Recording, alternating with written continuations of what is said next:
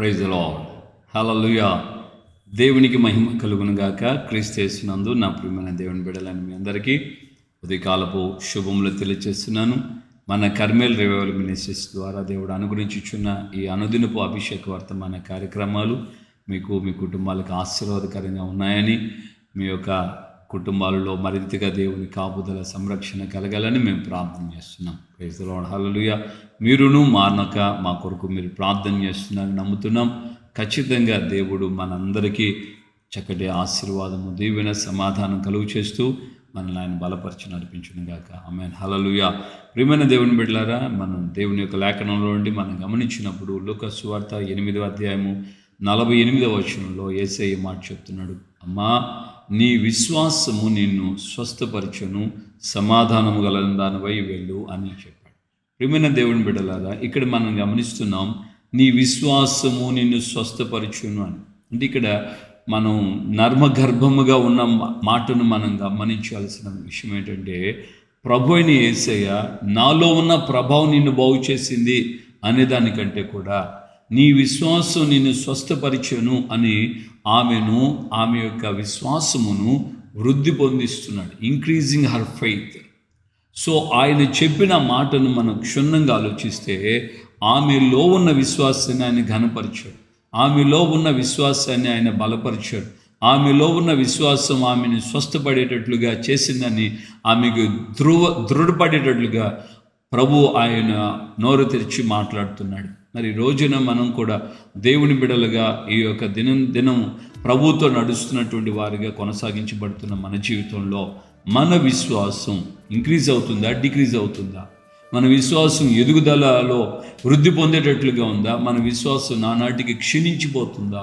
ప్రభు అంటున్నాడు కదా, మనుష్య కుమారుడు తిరిగి భూమి మీదకు దిగి వచ్చినప్పుడు విశ్వాసులలో విశ్వాసమును కనుగొనగలనా అని ఆయన ప్రశ్నించాడు. మరి రోజున నీలో విశ్వాసం దినదినం అభివృద్ధి చెందే స్థాయికి ఎదుగుతుందా?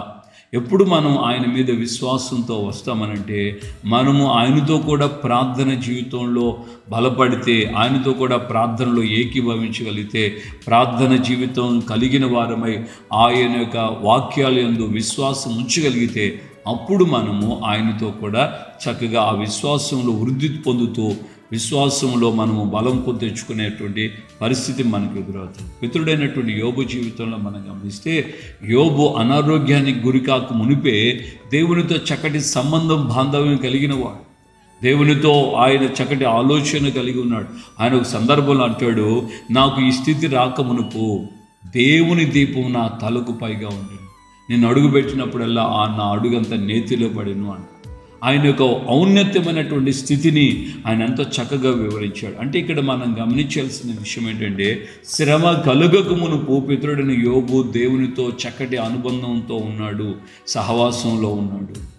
సో ఎప్పుడైతే శ్రమలు వచ్చినాయో, శ్రమలు వచ్చినప్పుడు కూడా ఆయన ఏమంటాడంటే, ఈలాగు నా చర్మము చీకిపోయిన తర్వాత కూడా నా మటుకు నేను నా కన్నులారా నా విమోచకుని నేను చూస్తానని దృఢ సంకల్పంతో ఉన్నాడు.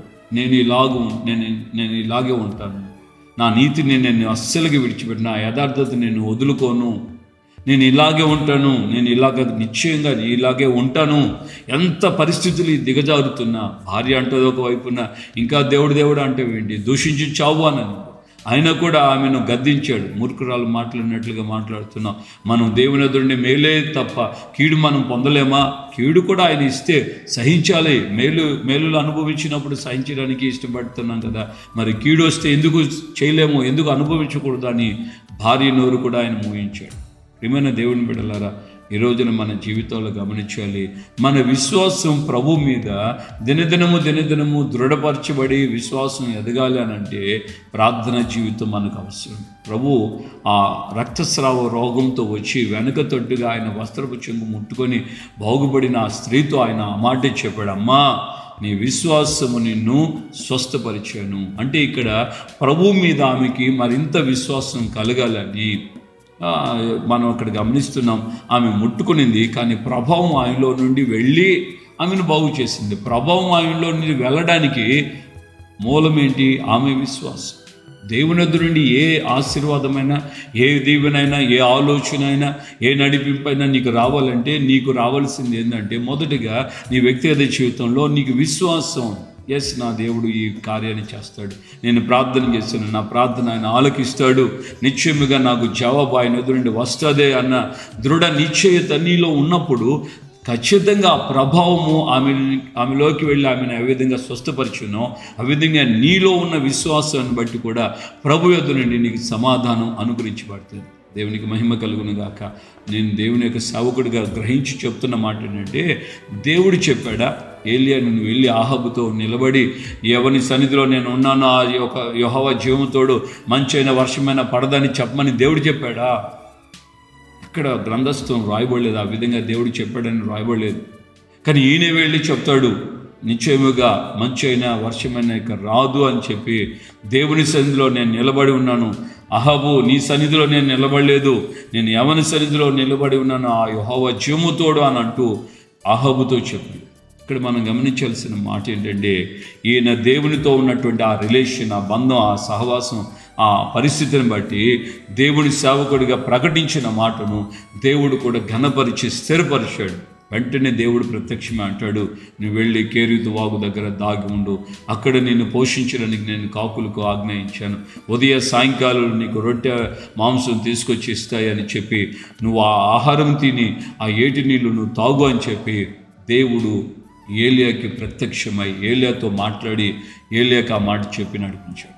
ఆలోచించండి, ఏలియా దేవునితో ఉన్న బంధంతోనే, ఏలియా దేవుని మీద ఉన్న విశ్వాసంతోనే ఏలియా వెళ్ళి రాజుకు చెప్పాడు, జరుగుతున్నటువంటి ఈ దేశంలో జరుగుతున్న ఈ అపవిత్రత, దేశంలో జరుగుతున్న విగ్రహారాధన, అందువలన దేశంలో ఉన్నటువంటి ఇజ్రాయిల్ అందరూ కూడా అన్యుల్లాగా మారిపోయి ఆ ప్రాంతంలో ఉన్నటువంటి ఆ యొక్క 7 జాతుల యొక్క ప్రజల యొక్క పద్ధతులే అనుభవిస్తూ నడిపించబడుతున్నారు. వారు దేవుని వైపు తిరగటం లేదు, వారు బయలుకు దేవునిగా పెట్టుకొని వారు పూజిస్తున్నారు. అటువంటి భయంకరమైన పరిస్థితుల్లో రోషం పూనినటువంటి ఏలియా నిలబడి దేవుని పేరట ఆయన ప్రకటించిన మాటను దేవుడు ఘనపరిచాడు. రోజున నీ విశ్వాసంలో నువ్వు దేవునితో ఉన్న ఐక్యతను బట్టి నువ్వు విశ్వాసంతో నోరు తెరిచి మాట్లాడితే ఖచ్చితంగా దేవుడు దాన్ని చేస్తాడని కూడా క్రొత్త నిబంధనలో యేసయ్య కూడా చెప్పాడు. విశ్వాసంతో నువ్వు ఈ కొండను చూసి సముద్రంలో పడాలంటే అది పడుతుందని ప్రభువు చెప్పాడు. అంటే దాని ఉద్దేశం అక్షర సంబంధమైన కొండల గురించి కాదు, కానీ ఆత్మ సంబంధంగా కొండ లాంటి సమస్యలు, పోరాటాలు, ఇబ్బందులు, కన్నీళ్ళు, దుఃఖం, అవమానాలు ఎన్నున్నా దేవుని పేరట ప్రార్థనాపూర్వకంగా నువ్వు నోరు తెరిచి చెప్పడం ప్రారంభిస్తే నిశ్చయముగా దేవుడు నీ నోట నుండి బయలుదేరిన ప్రతి మాటను ఆయనే స్థిరపరుస్తాడు, ఆయనే ఘనపరుస్తాడు, ఆయనే రూఢిపరుస్తాడు. ఆమేన్, హల్లెలూయా. మరి నీ విశ్వాసం వృద్ధి పొందగలుగుతుందా? వృద్ధి పొందుతున్న విశ్వాసాన్ని కలిగి విశ్వాసిగా, సేవకుడిగా, సేవకురాలుగా, విశ్వాసురాలుగా నువ్వు ఎదుగుతున్నావా? లేకుంటే నీ విశ్వాసం దినదినము క్షీణించిపోతూ వస్తున్నా? ఆలోచించు. నీ విశ్వాసం దేవుని మీద కలిగి, దేవుని యొక్క దాసుడు పౌలు గారు హెబ్రీ పత్రిక 12వ అధ్యాయంలో మాట చెప్తున్నాడు, విశ్వాసమునకు కర్తయు దాన్ని కొనసాగించు యేసు వైపు చూస్తూ ఈ పందెపు రంగములో ఓపికతో పరిగెత్తుదామని ఆయన తేటగా హితవు పలుకుతున్నాడు. కనుక నీవు ఎవరి వైపు, మనుషుల వైపు చూడకుండా నిన్ను పిలిచిన దేవుడు, నిన్ను రక్షించిన దేవుడు, నిన్ను తన వైపు చూచి రక్షణ నొందమని చెప్పిన దేవుడు నీ కొరకు తన 2 చేతులు చాపి ఇప్పటికీ ఆయన ఆహ్వానిస్తూ తన ప్రేమను కనపరుస్తున్న ఆ ప్రభు వైపు నువ్వు చూస్తూ ఈ యాత్రలో నువ్వు కొనసాగినట్లయితే నిశ్చయముగా పరము నుండి ఆయన నీకు సహాయం చేసేవాడై ఉన్నాడు. నీ విశ్వాసాన్ని బట్టి నువ్వు ఎదుర్కొంటున్న ఏ పరిస్థితులైనా సరే దేవుడు అద్భుతమైన కార్యాలు చేసే దేవుడై ఉన్నాడు. ప్రభు నీకు ఆ విధంగా నీ విశ్వాసమును వృద్ధి పొందించినట్లుగా నీతో కూడా ఆయన ఈ మాట జ్ఞాపం చేస్తున్నాడు. నీ విశ్వాసమే నిన్ను స్వస్థపరచు. దేవునికి మహిమ కలుగును గాక. మరి ఆ విశ్వాసాన్ని కలిగి ఉంటున్నావా? ఆ విశ్వాసంతో కలిగి స్వస్థతలే కాదు, గొప్ప గొప్ప అద్భుత కార్యాలు నువ్వు చేయాలి, నువ్వు పొందాలి, నువ్వు అనుభవించాలి. నువ్వు ఇతరులకి ప్రభు యొద్ద నుండి నువ్వు ఆ యొక్క అద్భుత కార్యాలు కూడా వారికి జరిపింప చేయాలి. నీ విశ్వాసం ద్వారా వారికి మేలు కూడా జరగాలి. యేసయ్య శరీరధారిగా ఉన్న దినాల్లో ఒక 4 పక్షవాయువుతో ఉన్న వ్యక్తిని ఆయన ఎదుగు తీసుకుని వెళ్ళడానికి కుదరనప్పుడు ఆయన ఇంట్లో ఉన్నాడు. ఆయన ఉన్న చోటుకి మీదుగా వెళ్ళి వాళ్ళు ఆ ఇంట్లో నుండి పైనుండి ఆ యొక్క పక్షవాతంతో ఉన్న వ్యక్తిని దించారు. ప్రభు ఉన్న చోటుకి దించాడు. అప్పుడు రాయబడిన మాట ఏంటంటే, యేసు వారి విశ్వాసమును చూచి అని. ఏది పక్షవాయువుతో రోగంతో బాధపడుతున్న వాడి విశ్వాసం కాదు. ఎవరైతే పైనుండి ఆ ప్రభువు ఉన్న చోటికి ఆ పక్షవాయువు కలిగిన వ్యక్తిని ఆ మంచుతో, ఆ యొక్క దుప్పటితో, బొంతతో, ఆ యొక్క పరుపుతో దించుతున్నారే, వారి విశ్వాసమును చూచాను.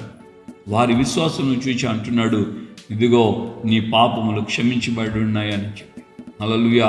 అంటే మనం గమనించాలి, రోగంతో ఉన్న వ్యక్తులకి మనలో ఉన్న విశ్వాసం ద్వారా కూడా వారికి స్వస్థతను కలిగింపచేయాలి. సమస్యల్లో, కన్నీళ్ళలో, నిందల, అవమానాల్లో ఉన్న వారికి మన విశ్వాసం ద్వారా కూడా వారికి స్వస్థతను, క్షమమును, ఆశీర్వాదము, దీవెన కలిగింపచేయాలి. ఎంతో భయంకరమైనటువంటి ఇక జీవితం ముగింపు అయిపోయింది మా బ్రతుకు అనుకున్న వాళ్ళకి దేవుని నోట నుండి నీ మాటగా కాక నీ నోట నుండి వస్తున్న దేవుని మాటను వారికి చెప్పి ధైర్యపరచాలి. నిశ్చయముగా ప్రభు మీకు మేలు చేస్తాడు. యేసయ్య నీ కుటుంబాన్ని ఆదరిస్తాడు. యేసయ్య నీకు ఫ్యూచర్ ఇస్తాడు. యేసయ్య నిన్ను ఆస్వాదిస్తాడు. ధైర్యంగా ఉండు, కలవరపడకు అని నువ్వు వారిని ధైర్యపరచగలిగితే నీ నోట నుండి వెళ్ళిన మాటను, ప్రభువు నీ నోట్లో నుండి వచ్చిన ఆ మాట కలిగిన విశ్వాసాన్ని బట్టి వారికి మేలు చేస్తాడు.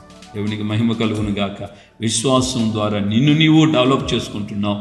అదే నీకు కలిగిన విశ్వాసం ద్వారా నువ్వు ఇతరులను కూడా డెవలప్ చేయగలుగుతున్నావు. ఇతరులు కూడా నువ్వు క్షమాన్ని కలుగు చేసే వ్యక్తిగా మారుతున్నావు. కనుక నీవు విశ్వాసములో వృద్ధి పొందేటట్లుగా ప్రభు సన్నిధిలో ప్రార్థన చేసుకో. దేవుడు నీకు సహాయం చేస్తాడు. దేవుడిని అడుగు, విశ్వాసంలో నేను బలహీనులు కాకుండా విశ్వాసంలో నేను వృద్ధి పొందినట్లుగా నాకు సహాయం చేయండి అని చెప్పి నువ్వు ప్రభుని అడిగితే నిశ్చయముగా ఆయన నీకు నీ విశ్వాసమును వృద్ధి పొందేటట్లుగా ప్రభు నీకు సహాయం చేస్తాడు. ప్రార్థన చేసుకుందామా? ప్రేమగల తండ్రి, మీ పాదాలు స్తోత్రాలు. ఈ ఉదయకాలం ముందు మాతో మీరు మాట్లాడిన మీ అమూల్యమైన వాక్కులను బట్టి మీకు స్తోత్రాలు. నిజమే ప్రభా, ఈ అంత్య దినాలకు వచ్చిచున్నటువంటి మా జీవితాల్లో విశ్వాసంలో మేము బలహీనులం కాక విశ్వాసంలో బలవంతులమై నానాటికి అయ్యా మీ సన్నిధిలో మేము ఎదగాలని మీ యొక్క లేఖనాల ద్వారా కొన్ని విషయాలు మీరు ఈ ఉదయకాలం ముందు వివరించారు.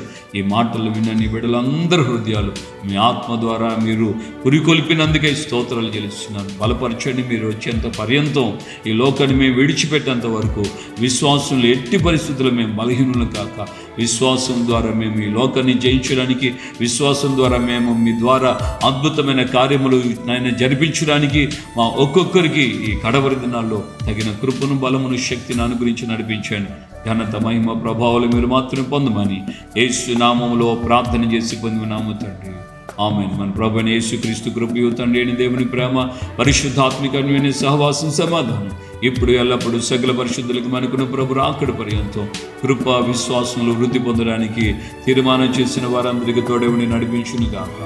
ఆమేన్, ఆమేన్, ఆమేన్. హల్లెలూయా. ప్రభు పేట అందరికీ వందనాలు. నిశ్చయం ప్రభు ఆ విధంగా ప్రతి ఒక్కొక్కరి జీవితంలో విశ్వాసంలో వృద్ధి పొందేటట్లుగా ఆయన కోరుకుంటున్నాడు. నువ్వు బలంగా ఉండాలి, స్థిరంగా ఉండాలి. నీ ద్వారా అనేకులు కూడా దీవించబడాలని, తద్వారా నీవు ఆయనకు మహిమ తెచ్చే బిడ్డగా ఉంటావు. ప్రభు వచ్చినప్పుడు నేను ఆయన ఎట్టి పరిస్థితుల్లో మర్చిపోడు. నీ విశ్వాసం ఆయన యొక్క మహిమ కొరకు ఎదురు చూచేటట్లుగా ఎదగాలని సావుకుడిగా నేను కోరుకుంటున్నాను.